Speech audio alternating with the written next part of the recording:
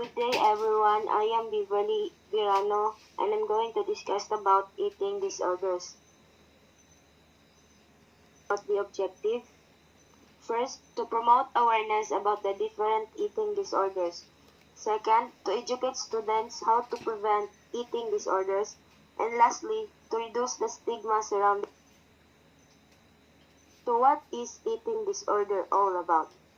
It is a psychological disorders characterized by abnormal or disturbed eating habits. It includes a range of conditions that involve an obsession with food, weight. There are different causes of eating disorders. The first one is the psychological aspect, wherein it shows low self-esteem. Let me express my opinion in Visayan version since I can speak English fluently. So, first, low self-esteem. Like, kani siya, murag, di ka confident kayo sa imong kaugalingon kay feeling nimo, tambok ra ka, niwang ra ka, dagan mo judge nimo nga person tungod sa imong appearance. Muna nga, it includes the psychological aspect. So, second is the lack of control in life.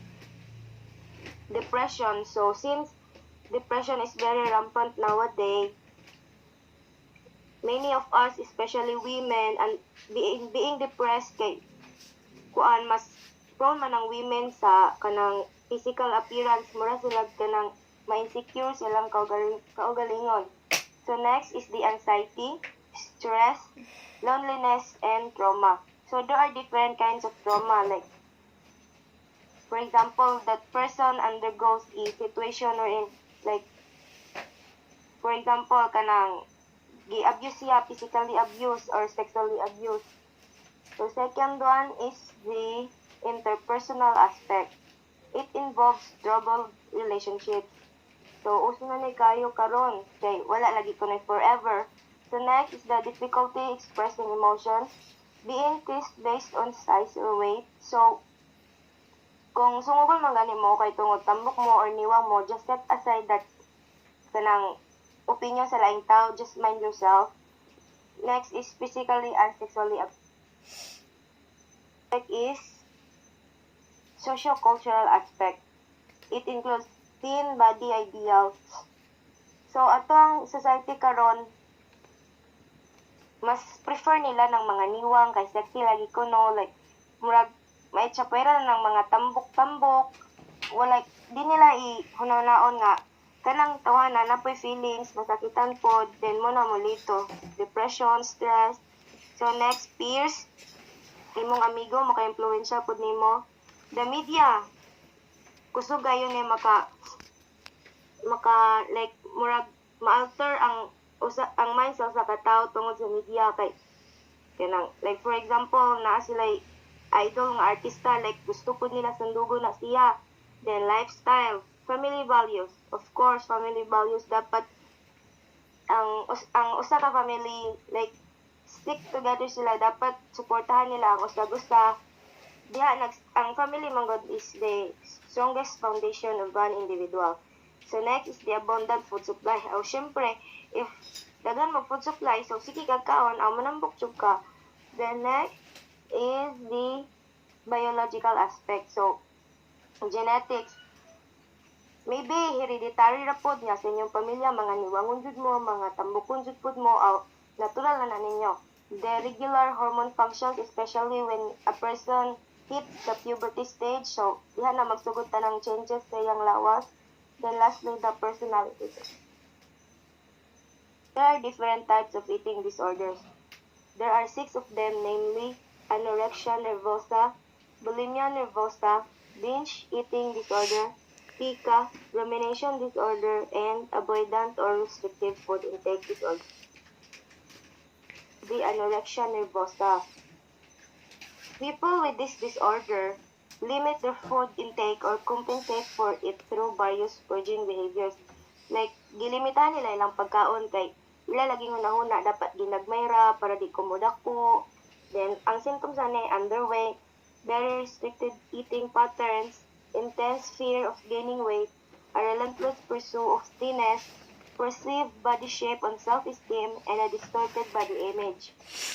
Since gilimitahan nila ilang pagkaon, so possible na kayo result na magniwang sila, murag di sila mo sunod sa kanang taro nga pagkaon, like di sila mo kaon sa tamang oras. Then in result, so like abnormal sila in their weight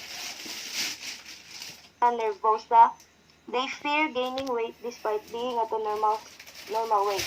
So the symptoms of it are recurrent episodes of binge eating, recurrent episodes of inappropriate purging behaviors, a self-esteem overly influenced by body shape and weight, and a fear of gaining weight. So murag somewhat related ra sa first one sa anorexia nervosa kay kani sila mahadlok man nga mo gain of weight, so same ra sa nauna kay limit food intake para di sila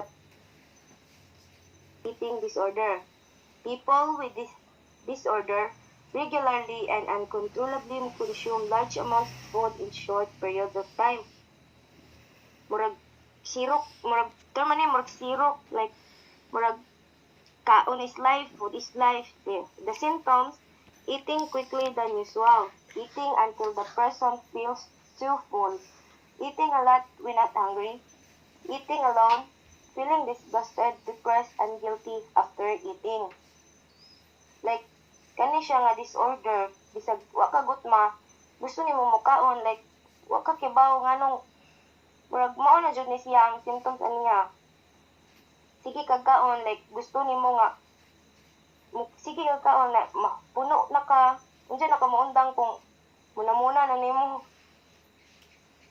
disorder, tend to crave and eat non-food substances and comes from a Latin word magpie, a bird which will eat anything. So murag rare kayo na siya nga disorder kay mukaon man ka og non-food substances, like murag unusual ra ni kayo siya. So ang symptoms ani consuming items such as animal feces, clay, dirt, bottles, sand, chalk, paint, and many more.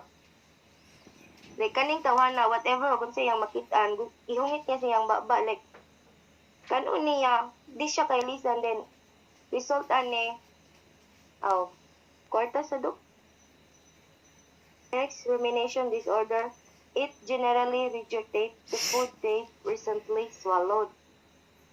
Like, for example, nagkaon sila, ilan na nang gikaon, like, the best example of it is the chewing gum. Ilan ang balik-balik ko nag-usap din. Later on, ilan na napod ng tunlon. Then, the symptoms: repeated regurgitation of food, weight loss, bad breath and tooth decay, repeated stomach aches, and raw and chopped meat. The last one, avoidant or restrictive food intake disorder. It is an eating disturbance having lack of interest in food known as extreme picky eating. Kani nga mga tawhana, mga pilian, mga pilikan, pilian og pagkaon, di sila og unsay gusto nila kan o dapat kadto may dapat naa sa atubangan nila. If wala to, so di po sila mo kaon, like mura bitaw if ilantan ta paudyunan tag unsay atong gusto kanon. So the symptoms of it are extreme pickiness in choosing food, weight loss for adults, and failure to gain weight in children, dependence on nutritional supplements. There are other eating disorders aside from the main sleep. These are purging disorder. Individuals with this disorder often use purging behaviors such as vomiting, laxatives, diuretics, or excessive exercising to control their weight or shape. Next, night eating syndrome. Individuals with this syndrome frequently eat excessively often after awakening from sleep. Murag rare apod kayo ni siya kanang mumata, like murag nature na nimo nga mumata jud ka og kanang in the middle of your sleep kay gusto lang jud ka mukaon, murag nangitay mong tiyan og pagkaon. And lastly, EDNOS, or the eating disorder not otherwise specified. Eating disorders of clinical severity that do not meet diagnostic criteria out of the six. So, when to see a doctor? So the first one, spending a lot of time worrying about your weight and body shape. Like murag problema na kayo kasi imong timbang sa imong porma sa imong lawas, shape sa imong lawas. Kinahanglan na ka mo see og doktor niya. Like most especially as psychiatrist kay murag nanay problema jud nimo kay nganong na problema mo kasi imong porma like wala may problema in the first place wala man tay problema ikaw ra man jud ang ipag problema. So second, avoiding socializing when you think food will be involved. Third, eating very little food. Problema pod ni siya kay nganong imo mag-limit ang imong food intake nga pwede man unta nga mukaon kag sakto kay mahadlok lagi ka sa idea nga mugyan kag weight nga mudako ka kay gusto nimo niwa nga kay mo man ang ideal sa ato society karon nga thin body idea. Then fourth, deliberately making yourself sick or taking laxatives after you eat. Exercising too much. So, as we all know, exercise is very good for our health. But if it is take too much, lahi ra pod kay di ba alam tigingon nga tanang sobra nakakasira. And next, having a very strict habits or routines around food. And lastly, changes in your mood. So the next one is to prevent eating disorders. Get rid of the notion that a particular diet, weight, or body size will automatically lead to happiness and fulfillment. Like, murag iset aside nimo ni nga kanang murag naandam bitaw sa tao nga if ma-achieve nimo ni nga body shape mo na ang murag sukdanan nimo sa imong kalipay, murag fulfill na kayo ka sa imong kaugalingon kay na-achieve na nimo not knowing nga sa imo ra man ang kaugalingon ikaw rin nagunahon na like na may laing tao nga lain-laing tao, lain-laing perception sa kinabuhi. The next, learn everything you can. Genuine awareness will help you avoid judgmental attitudes about food, weight, and body shape. Make the choice to challenge the false ideas that thinness and weight loss are great. Like, Cameron Asa, the first. Avoid categorizing foods as good or safe versus bad or dangerous. Remember that we all need to eat a balanced variety of foods. Like, di ta magsigig ingon nga, uy, kani, kay maayo ni, ayaw ni, kay dili na maayo. Like, every day dapat mo kaon ta og a balanced diet. Become a critical viewer of the media and its messages about self-esteem and body image. Since media is exposed naman sa tanang tao, i-use din nato in a proper way. Like, di na to i-expose atong kagalingon sa media kay mangita tag mga insecurities atong kagalingon. Instead, we should use media to raise our self-confidence. And lastly, choose to value yourself based on your goals, accomplishments, talents, and character. So, among the six of these, the last one is the most preferable one on how to prevent eating disorders. Because just to value yourself based on your goals. So, dapat mag-focus ka sa imong goals, sa imong kinabuhi, sa imong mga dapat ma-achieve. Di ka mag-focus ka o monitor sa imong kagalingon o say dapat wadon o say dapat imong buhaton para ma-achieve nga body shape. Like, di man na necessary sa kinabuhi. Ang mas importante, ma-achieve mo o unsay kinahanglan nimong ma-achieve imong kinabuhi. Like, your dream in life mo na and treatment. So, the first one is Zoloft, Paxil, Prozac, Effector, Wellbutrin, Lovox, Disperamin or Norphamine, Imipramine, Tofranil, Remeron, Xanax, Lithium, and lastly, Naltrexone or Rivia. So, from the medications, the first one is the Zoloft or sertraline hydrochloride. It is an antidepressant, SSRI, selective serotonin reuptake inhibitor that selectively affect neurotransmitter mechanism in the central nervous system. It is used to treat mental depression, obsessive compulsive disorder, and panic disorder. Second one is the Paxil or the paroxetine hydrochloride. It is used to treat mental depression, obsessive compulsive disorder, and panic disorder. Third, Prozac or the fluoxetine hydrochloride. It is a selective serotonin reuptake inhibitor that affect neurotransmitter mechanism in the central nervous system. Next is the Effexor or the venlafaxine hydrochloride used to treat depression.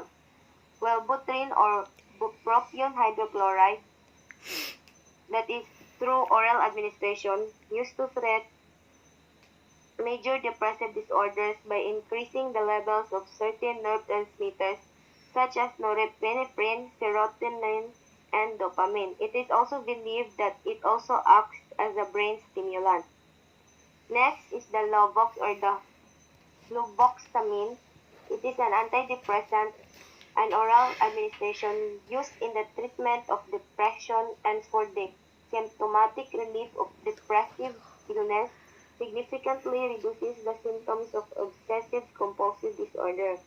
Next is the dispiramine or norpramine. It is a tetracyclic antidepressant and oral administration used in treatment of endogenous depressive illness, including the depressed phase of manic depressive illness, involutional melancholia, and psychotic depression. It may also be indicated in the management of depression of a non-psychotic degree, such as in selected cases of depressive neurosis. Next is the imipramine or tofranil, or also known as imipramine hydrochloride. Again, a tetracyclic antidepressant and oral administration used for relief of depressive illness, panic disorder, chronic pain from migraines, tension headaches, diabetes, cancer, arthritis, and bulimia nervosa. Next is the Remeron or the mirtazapine, an antidepressant used for the symptomatic relief of depressive illness. Next, the Xanax or the alprazolam, anxiety medication or depressant that slows down the nervous system, used to treat anxiety associated with depression and panic disorders. Next is the lithium or the lithium carbonate, an antipsychotic or antimanic, used in the treatment of acute manic episodes in patients with manic depressive disorders. Maintenance therapy has been found useful in preventing or diminishing the frequency of subsequent relapses in patients with bipolar disorder. It has also been used to treat migraine, headaches, bulimia, and alcoholism. And lastly, naltrexone or Revia or the naltrexone hydrochloride, used for the treatment of alcoholism, binge-related eating disorders. Naltrexone may also be useful in treating those who are cutters or who practice in self-mutilation. So that will be the medications for the eating disorder. So next up is the treatment. First is the outpatient treatment, intensive outpatient treatment, residential treatment, inpatient or hospital treatment, art therapy, dance or movement therapy, family therapy, nutritional counseling, individual or group therapy, and lastly, the dialectal behavioral therapy. So among from the old treatments, like family therapy is the best. So I'm leaving your questions.